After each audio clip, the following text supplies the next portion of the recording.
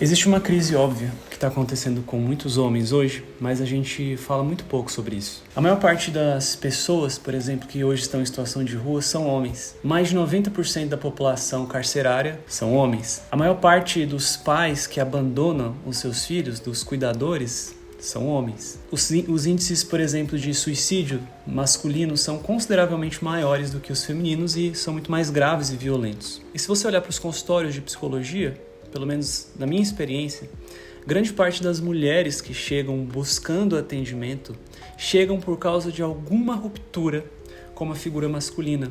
Seja o pai que não estava presente, seja o parceiro que não sabia se comunicar direito, o homem que amava, mas que não sabia ou que não era acessível. Ele até amava, mas nunca foi acessível. Por exemplo, nos casais em crise acontece algo muito interessante, porque na maior parte das vezes quem busca atendimento para o casal é a mulher. Ou seja, existe um padrão aqui que eu não acho que ele é acidental. Existe uma crise real nos homens atualmente. E eu não falo porque eu sou psicólogo, eu falo porque eu também sou parte dessa crise, eu também vivo essa crise. E eu gostaria muito de trazer uma reflexão sobre isso aqui agora. Eu não sei você, mas eu pelo menos sempre fui funcional, responsável, cuidei de pessoas, cumpri o que precisava cumprir, fazia o que tinha que fazer. Parecia que tinha alguma coisa faltando, parecia que existia algo que ainda não estava encaixado. E durante muito tempo eu tive uma relação muito estranha, por exemplo, com proximidade e vínculo. É algo que imagino que a maioria dos homens já passaram. Afinal, quando a gente pensa no cuidado, no acolhimento, no vínculo e no pertencimento, são coisas sempre da figura feminina. E ao mesmo tempo eu também vivi algo muito curioso, que eu acho que os homens vivem também, que é buscar uma figura de autoridade, um movimento de autoridade que dê sentido e que dê significado e que tire essa sensação de estarmos perdidos. Eu demorei um pouco para perceber o que estava por trás disso. E não era necessariamente uma fraqueza, mas era uma dificuldade de ser a própria referência, de ter e de responder por mim mesmo, de ter responsabilidade com a minha vida. Isso é algo que poucos homens assumem, poucos homens têm a consciência disso. Eu não estou falando de como quem superou isso e tem respostas prontas. Na verdade, eu queria mais trazer uma reflexão aqui, sem moralismo, sem vitimismo, apenas pensando mesmo, porque eu sei que eu não estou sozinho nisso. O que eu descobri sobre isso não é um caso isolado. E o que a gente tem falado aqui não é necessariamente um caso isolado, porque existe um padrão que se repete com homens entre, 20 e 40 anos, que do lado de fora parecem muito bem, mas por dentro eles carregam uma espécie de vazio que não consegue dar nome, né? Um tipo de inquietação, um tipo de sensação de que se vive uma vida que não deveria estar vivendo, e também não sabe muito bem que vida seria isso. Tem um filósofo chamado Byung-Chul Han que ele descreve algo muito interessante sobre esse mundo que a gente está. Isso é muito precioso. Ele fala que vivemos numa sociedade que a cobrança não é só de fora, ou não tão de fora assim. Ela não é necessariamente do chefe, do patrão. Ela é uma cobrança que foi já internalizada. É como se o homem se tornasse o seu próprio juiz. Como se tivesse uma voz chata dentro lá da cabeça e fica o tempo todo dizendo, olha, você deveria vir por aqui, isso aqui tá errado, aquela direção não é a direção correta. E aí você pode conseguir tudo que essa voz chata fala. Você pode conseguir superar o tanto de desafios que a sua vida tiver, mas o vazio continua lá. Porque no final das contas, esse vazio, essa cobrança, esse medo e esse juiz, a gente não tem um vocabulário enquanto homem para dizer o que ele é. E uma coisa que é muito interessante é que a gente como homem foi ensinado que vulnerabilidade, que fraqueza, meio que um ensino velado. Isso não é legal. Não é legal você não parecer pronto e disposto a viver os desafios da vida adulta. Não é legal você demonstrar fraqueza. E o problema é que quando isso é silenciado, isso não desaparece, isso apenas migra, isso vai para um outro lugar, isso vai para a irritabilidade nos seus relacionamentos, isso começa a destruir os seus vínculos, isso começa a fazer com que sejamos o tempo todo colocados em situações de obsessões ou de compulsões, sejam com vícios, seja com jogos, com pornografia, com drogas, e aparece principalmente nos relacionamentos isso. As pessoas mais diretamente afetadas são as pessoas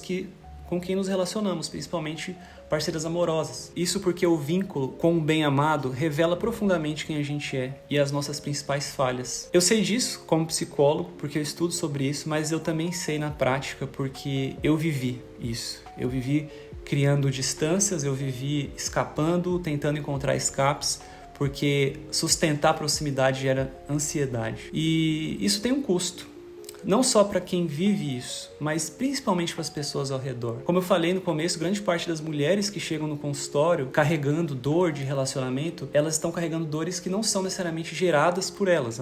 Algumas vezes são, mas a maioria das vezes tem a ver com um homem, tem a ver com um pai que abandonou ela emocionalmente, um homem que abandonou ela emocionalmente. Tem a ver com algum tipo de ruptura nesse sentido. O sofrimento masculino, ele não fica contido no homem, ele se propaga para os filhos, para as parceiras, se propaga na sua comunidade de modo geral. E de onde será que vem isso? Durante muito tempo, se você pensar, a identidade masculina ela foi construída em torno de uma função. Por exemplo, pensa no seu avô ou no pai do seu avô. Ele acordava cedo, ia para a roça, voltava e tinha produzido alguma coisa. Ou às vezes ele entrava numa fábrica lá e produzia alguma coisa. O corpo doía, o trabalho era físico, era concreto, era visível. No fim do dia tinha um salário, tinha alguma coisa que correspondia àquilo. Havia uma estrutura mais clara. É a terra do cultivo, é a indústria, é o tratamento com os filhos, são as despesas. É como se a identidade não precisasse ser tão elaborada assim como hoje. Ela estava muito clara ali no mundo externo, né? Porém, o trabalho hoje virou muito abstrato. Hoje a gente tem reunião, a gente tem métrica, a gente tem KPI, a gente tem uma série de coisas, a gente tem o digital. É como se a família tivesse ficado menor, mais dispersa, a comunidade se dissolveu muito mais, a gente vive em condomínio, a gente vive muito mais isolado, principalmente pós-pandemia. E o homem ficou com uma liberdade que as gerações anteriores não tinham, para definir quem ele é. Só que uma liberdade sem um mapa para usar não é bem uma direção, é quase que uma deriva, estamos à deriva. E o que muitos homens fazem na deriva, e o que eu fiz por muito tempo, é buscar algum mapa, é buscar uma figura de autoridade, subir uma montanha, é buscar um guru, uma ideologia, qualquer coisa que diga com clareza o porquê das coisas, o porquê dos problemas, o porquê da vida, enfim, encontrar uma referência. E quando você transfere para fora uma responsabilidade que deveria ser sua, você nega o fato de se tornar adulto. Porque, no final das contas, se tornar adulto não é necessariamente uma cronologia em que você chega diante de uma certa idade e se transforma em um adulto. Envolve você começar a construir algo que é seu e assumir algo que é seu, mesmo que seja difícil. Masculinidade envolve isso, envolve esse dar conta das escolhas, né? E o que eu quero deixar aqui? Eu quero deixar 3 perguntas, né? Não são perguntas definitivas, é mais para você refletir aí. A primeira, você consegue identificar um padrão que se repete na sua vida, nos seus relacionamentos, no seu trabalho, em como você lida com responsabilidade, que você ainda não parou para olhar, do tipo assim, coisas que você ainda carrega? Não precisa resolver isso agora, só pensa nesses padrões que às vezes são disfuncionais dentro dessas áreas. A segunda é, quando foi a última vez que você teve uma conversa honesta mesmo, não só respondendo, tá tudo bem, com uma pessoa de verdade? Quando foi a última vez que você, sinceramente, foi vulnerável? E a terceira pergunta é, a direção que você está seguindo agora, na sua vida, ela é a sua direção ou ela é a direção que em algum momento você simplesmente aceitou e nunca parou para questionar? Essas perguntas, elas não têm respostas certas, mas seria errado viver sem olhar para essas perguntas e sem fazer essas perguntas. Bom, eu espero que essa reflexão tenha feito sentido para você. Eu pretendo falar um pouco mais sobre isso aqui. Se fez sentido para você, deixa o seu comentário, o seu like aí e compartilha para quem você acha que faz sentido. Um abraço e até a próxima.